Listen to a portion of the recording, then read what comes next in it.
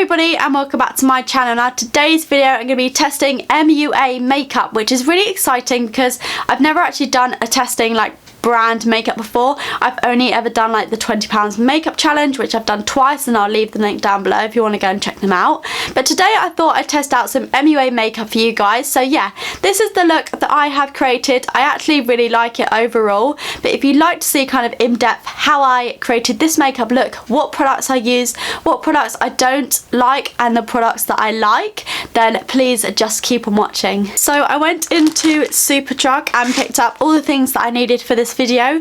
The only thing that I didn't pick up was a primer because I felt as though I don't normally use like Pacific branded primers. I normally literally just use like a Nivea primer, so that's what I'm going to use today. What I'll do down below in the description box is I'll put in how long this makeup lasted throughout the day and how like long wearing it is, because obviously on some of these videos you don't actually see how long the makeup lasts for. So what I'll do is I'll just leave a little comment down below which you can go and check out if you want to know, to see how long the makeup did actually last for. So first, starting out with the foundation, I picked up the MUA Skin Define Matte Perfect Foundation in the shade Natural Beige, and this was £4. So let's try this product out and see how it works. I'm hoping this is the right shade. It looks like a quite thick consistency from what I've put on my hand, so let's see how this goes.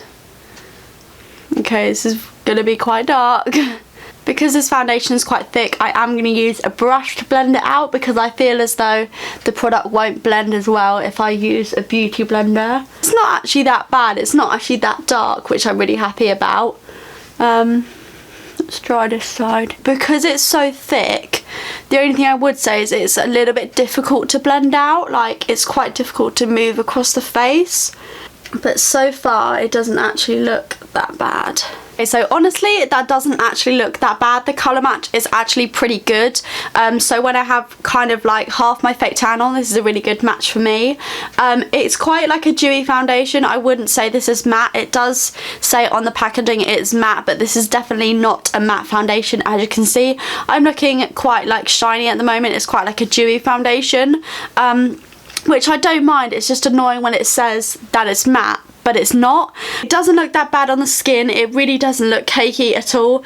It looked maybe a little bit cakey in between my eyebrows here. Maybe just a little bit more blending may like solve that issue. But apart from that, it's actually pretty decent. So next, moving on to concealer, I'm using the MUA, obviously it's MUA, this whole video is MUA, but the MUA Cover and Conceal Concealer, and this is in the shade Fair. Now, I don't know how well this is gonna like actually cover like any imperfections. I don't know how like full coverage this is going to be, but I feel like it could be quite brightening because it is quite a light concealer. I probably could have done with a slightly darker shade, but it's fine, we'll work with it. So I'm just applying that in the usual places that I'd always apply my concealer, and then I'm just going to blend it out with my beauty blender. Well, it's not actually a beauty blender, it's a Real Techniques complexion sponge, but it's a lot easier to say beauty blender. Okay, so this blends out really nicely. Okay, so that blended out really nicely, but as you can see, it's not done the greatest job at covering my like under eye bags. I can still like see a little bit of like purple showing through, but I think that may be just because I picked up a slightly too light a shade. Maybe it's more of a concealer that's better for brightening rather than kind of concealing. But yeah, not too bad. It's quite like shiny. Like my faces look very shiny now. I really do need to powder my face down because it's very, very shiny at the moment. Obviously, if you have oily skin, you probably won't want to use this foundation and concealer because you can just see how shiny it makes your skin look. So next, moving on to powder, I'm using the Skin Define Matte Powder, and this is kind of in the same sort of range that the foundation was in. So I'm going to be using this powder today, and it's a loose powder. So what I'm going to be doing is just applying a little bit on my brush and then mattifying all the areas down that I applied the concealer, and I also might just apply it on the rest of my face as well, just to kind of set it in place to make sure that it lasts as long as possible. Okay, so I'm just taking a little bit on my brush and then just packing it underneath my eyes. I'm also taking a slightly bigger brush and using this to mattify the rest of my face as well. So I feel that powder worked really well at setting my face. Again, it does look a little bit cakey in this area here, but apart from that, it looks really, really nice.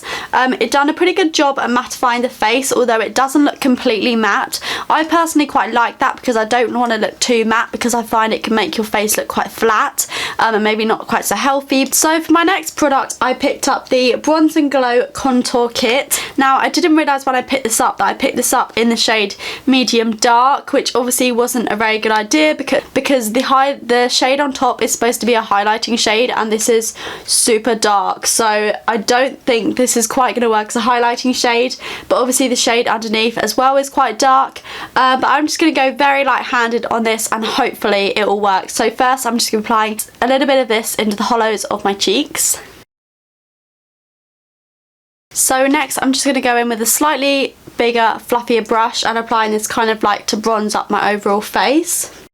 Okay, so the actual product itself isn't that bad. Like, it did work fine as a bronzer. It has kind of like stuck to a dry patch here, so if that does look a little bit patchy, then that is why. But obviously I picked up the complete wrong shade, and I just didn't think about the shade when I picked that up. I thought that it only came in one shade, but obviously there is a lighter shade because I have seen it around, and it does actually look a lot nicer. So I'm a bit annoyed that I picked up the wrong shade, because I did really want to use this highlight shade, but I really don't think this is going to work. So I think I'm just going to skip out on that one today and move straight on to blusher. So for blush, I picked up the Pixel Perfect Multi Blush in the shade Peach Blossom, and this is like a really nice peachy shade with a little bit of brown and like shimmery light shade in it. So I'm hoping this will kind of work as a highlighter as well. So I'm just putting a little bit on my brush. I don't know how pigmented this is, and not a lot is like coming off when I swirl it around, so let's see.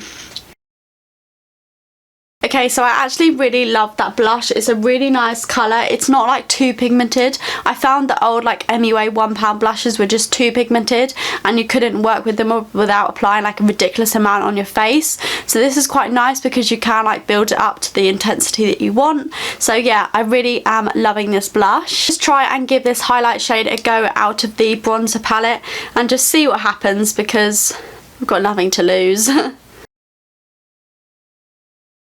Okay, so that is actually picking up really well. I don't know whether you can see that, but it actually is giving a really nice glow. But it's like, because it's a darker shade and because it matches like my foundation more, it's really subtle and you really can't tell that you've got a highlighter on, but it just gives you a lovely glow. So I actually really love how this looks. So next for brows, I'm using this Pro Brow Ultimate Eyebrow Kit in the shade Fair Medium, and this is what it looks like inside. It's actually really nice. It comes with an applicator and also a pair of tweezers and 3 brow shades, and I think this is like a setting wax. But first I'm just going to be going in with a mixture of these 2 top shades to fill in my brows. Okay, so I've just done my brows and the kit wasn't like, that colour wasn't as pigmented as I thought it was going to be. So it did actually make it quite hard to do them. Like, I did have to do a lot of layers of the colour to really get the intensity in the colour that I wanted. I mean, they don't look too bad now. They look a bit more natural than I normally have them, which I kind of actually like.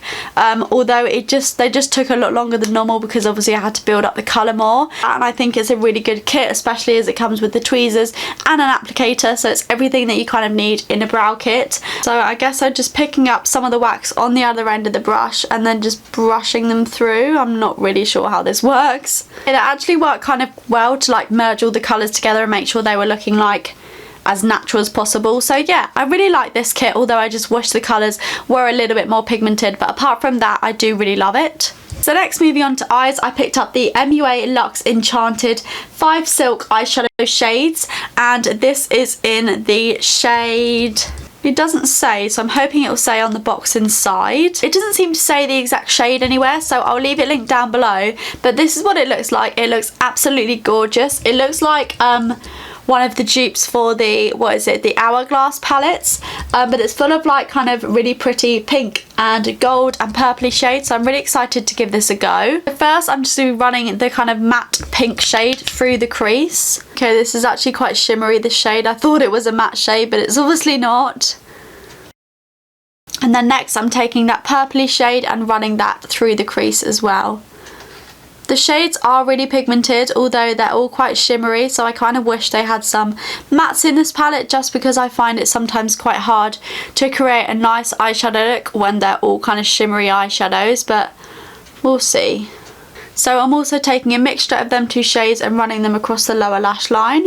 And then next I'm taking that really shimmery kind of whitish shade and applying that on the lid. Because this is looking incredibly shimmery, I'm just going to take a little bit of the bronzer that I used earlier and run it through the crease, just to kind of get rid of a little bit of the shimmer. So that is a really nice palette, and the colours are all really pigmented, but I feel like if you want to create an eye look just from that palette, I do really feel like you need like at least a couple of matte shades in there, just because I'm not too keen on the look of like a shimmery kind of shade running through the crease. Sometimes it's okay when it's like a brownie shade, but because it's pink, it looks quite like, I know it's obviously not like a natural look, but it looks very unnatural and doesn't quite look right. But with adding the bronzer, it did kind of make it look a lot better. But if you're just looking for a palette with lots of really pretty pink shimmery shades, then this is a really good palette to go for. So next, onto mascara, I picked up the Nourish and Care Volume Eye Mascara. Personally, I have quite long eyelashes, so I don't actually need, like, mascaras don't really bother me. Most mascaras seem to work for me. So if you're one of those people that kind of has to have a certain mascara because others don't seem to work, then maybe don't take my opinion on this, because most mascaras do actually seem to work for me, which is obviously really good because I tend to go from quite cheap ones from the drugstore. So it's just got a pretty average kind of wand.